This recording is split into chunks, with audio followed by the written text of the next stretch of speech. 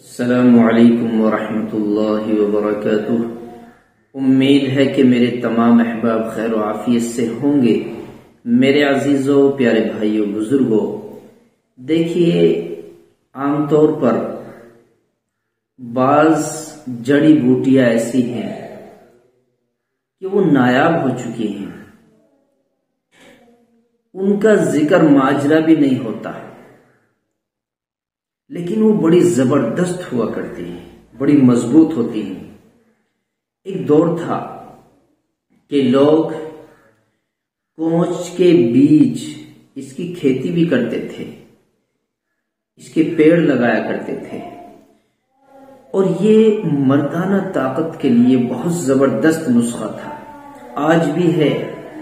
लेकिन ये आम तौर पर जो तैयार हुई दवाई, तैयार शुदा दवाई हमको मिलने लगी, स्टोर पर गए और कहा फला चीज की दवाई मिल गई, लाकर वो इस्तेमाल कर ली, मेहनतें खत्म हो गई। वरना ये बड़ी जबरदस्त और ताकत और कुव्वत वाली जड़ी बूटियां थी पुरानी पुरानी। और ये कोंच का बीज इस मौसम में जो अब चल रहा है, सर्दियों का मौसम, मर्दों के लिए, पुरुषों के लिए बड़ी मजबूत और ताकतवर दवा है। लेकिन इस्तेमाल करने में थोड़ी सी मेहनत लगेगी, खर्चा भी लगेगा। आपने अगर तैयार कर लिया तो ये अल्हम्दुलिल्लाह बहुत जबरदस्त नुस्खा बन जाएगा। तरीका बतलाऊं मैं, आपका समझ लेना। हमें कोंच के बीज लेने हैं 1 किलो, 1 केजी कोंच के बीज 1 केजी लेने हैं। उन्हें मिक्सी में नहीं पीसेंगे, वो बहुत हार्ड होते हैं, बहुत सख्त होते हैं। आप उन्हें किसी सिलबट्टे से या किसी चीज से तोड़ लें, 2-3 टुकड़े हो जाएं एक बीज के। अब वो मिक्सी में भी पीस सकते हैं।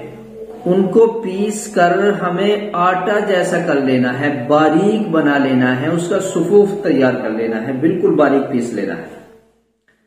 उसके बाद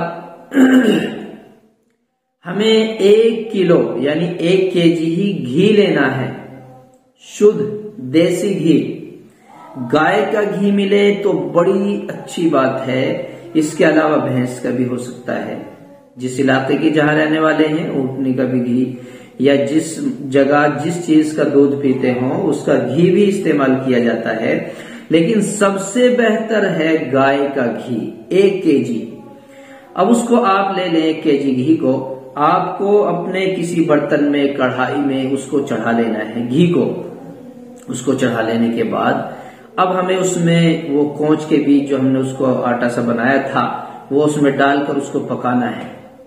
उसको पकाते रहना, पकाते रहना, पकाते रहना, खूब खुशक हो जाएंगे वो। इतने हो जाए कि अंदाजा कर लें कि हम इसके लड्डू बनाकर रख लेंगे।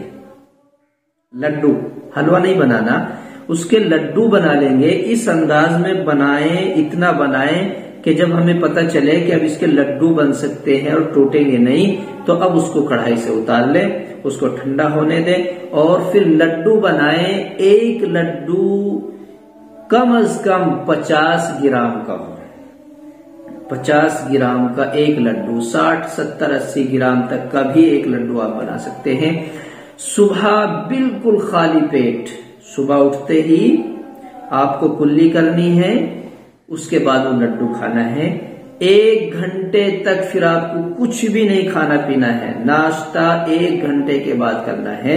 ये आपका जबरदस्त नुस्खा तैयार हो गया, कोंच के बीज के लड्डू। बेहतरीन नुस्खा है। ये हार्मोन्स की कमी को दूर करता है, ये हमारे स्पर्म को बढ़ाता है, ये मर्दाना कमजोरी से रिलेटेड जो भी चीजें हैं, जिरियान की, सुरान की, ये सारी परेशानियां दूर करने वाला नुस्खा है।